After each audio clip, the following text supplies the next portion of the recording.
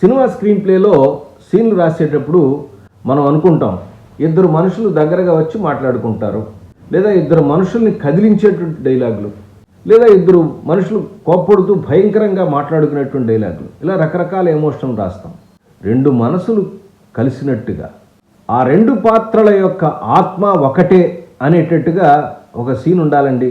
రాయాలంటే విజువల్గా ఏం రాస్తాం, ఎలా రాస్తాం? ఇలాంటి ప్రశ్న మనకు ఒక్కొక్కసారి అనిపించినప్పుడు ఆత్మలు కలవటం ఏంటండి, ఒకే ఫ్రీక్వెన్సీలో ఉన్నారని విజువల్గా ఎట్టా చెప్తాం, డైలాగులో చెప్తాం, కానీ విజువల్గా కూడా చెప్పచ్చు. అలా చెప్పిందే శంకరాభరణం సినిమాలో గురువుగారు పడుకునుంటే శిష్యుడు సంగీత సాధన చేస్తూ ఉంటాడు కాళ్ళు పిసుకుతూ. ఆ కీర్తన మర్చిపోతే నిద్రలో ఉన్న గురువుగారే అందించి ఆ శిష్యుడికి నేర్పుతాడు. పక్కన పాప్ మ్యూజిక్ చేసిన డిస్టర్బెన్స్కి లేచినటువంటి గురువుగారు మన భారతీయ సంగీతం యొక్క ఔన్నత్యాన్ని, శాస్త్రీయ సంగీతాన్ని పట్ల యువతలో ఉన్నటువంటి నిర్వేదాన్ని కూడా ఎత్తి చూపుతూ క్యారెక్టర్ యొక్క ఆబ్జెక్టివ్స్ని బయటపెడుతూ ఒక అద్భుతమైన సీన్లని తీశారు కె విశ్వనాథ్ శంకరాభరణంలో. ఆ విశేషాలన్నీ ఒక ఎపిసోడ్లో పొందుపరిచాను.